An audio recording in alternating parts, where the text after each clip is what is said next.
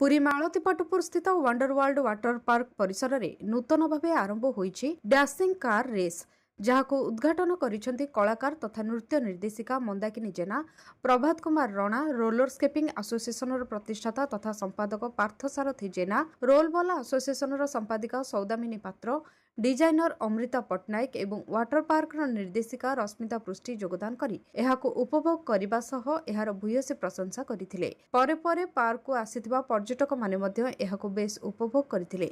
Park रे अनेक क्रीड़ा रहिथिबा बेले एहा एक नूतन क्रीड़ा जोड़ी होईछि। एहाको पर्यटक माने बेस उपभोग करिवे बोली आशा रहिछि। पर्यटक मानक पई पार्क को आसीबा निमंते खूब कम शुल्क रखा जायतिबा बेले एहा मध्य सेथिरे जोड़ी होई रहिबो बोली नृत्य निर्देशिका श्रीमती जेना सूचना प्रदान करिसेंती। हेलो नमस्कार, जय जगन्नाथ। ମୁଁ ହେଉଛି मंदाकिनी जेना फोटोग्राफर।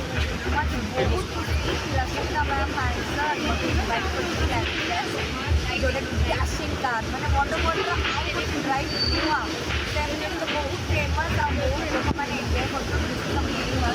ମାନେ ସମସ୍ତଙ୍କ ଛୁଟି ଟାଇମ୍ ମୁଁ ଡେଫିନେଟଲି କରିଛି ସମସ୍ତେ ମୋବାଇଲ୍ ଛାଡ଼ିକି ଅଲଗା ଜିନିଷକୁ अवॉइड करके निज लाइफ फुल एंजॉय करो and come the test ride car ride में जाने का बहुत एंजॉय करेंगे केमिस्ट्री तो वंडरवर्ल्ड बहुत एंजॉय करते आउ गोटे ऐड होची डैशिंग।